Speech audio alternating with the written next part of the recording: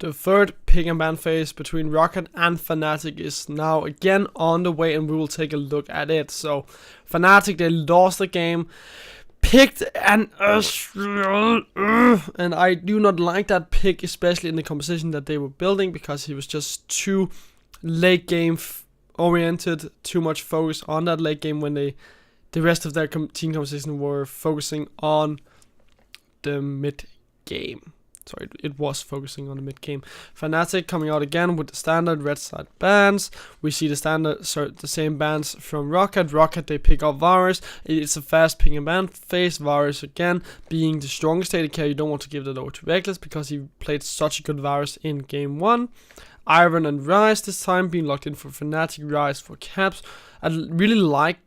I still really like Iron. I do think he's one of the strongest junglers, and with the emphasis you put on Rise for Caps, it means that you can make more plays around the map alongside Iron. And now, let me stop you here. Let me stop it right here. So Roccat, they pick up VODS, K6, and Corki, and that's fine. K6 is good. Corki can make plays around the map. He's a discount Elliot, in my opinion. And VODS, with the Chains of Corruption and the poke, is also a good AD carry to pair up with Corki. But look at what Fnatic are doing. They are locking in a Jhin. They locked in the Jhin.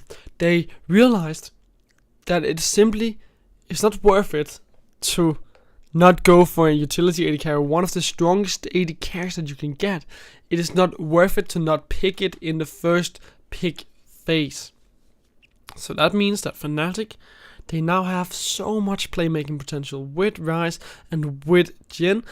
Those two picks being locked in is so good for them. And now they have to ban away.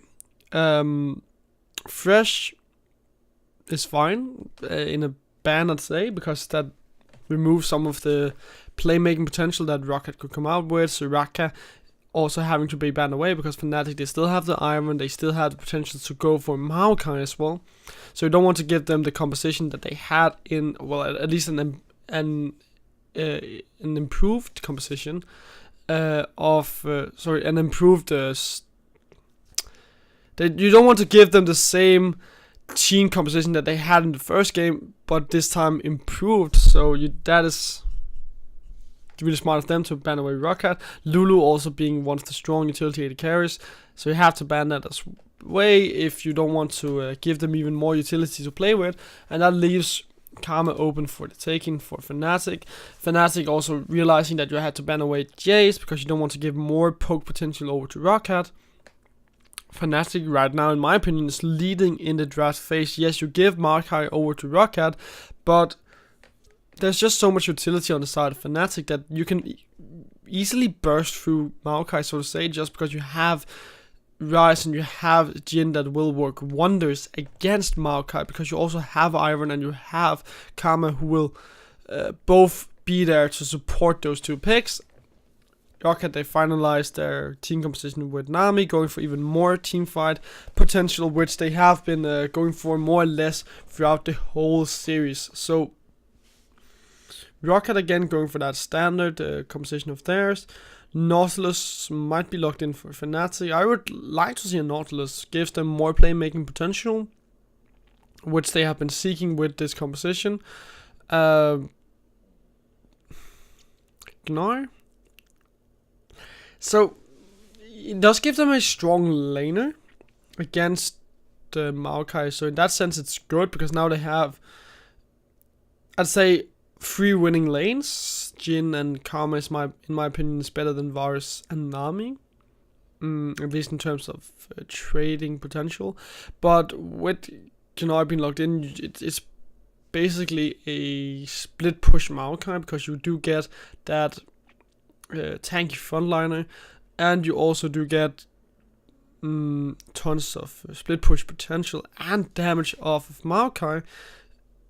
It works fine in their composition. I would have loved to see Maokai again coming out from Fnatic, but I do think that Gnar is basically the best answer that they could get, because this means that they do have some ways of attracting attention to the top side.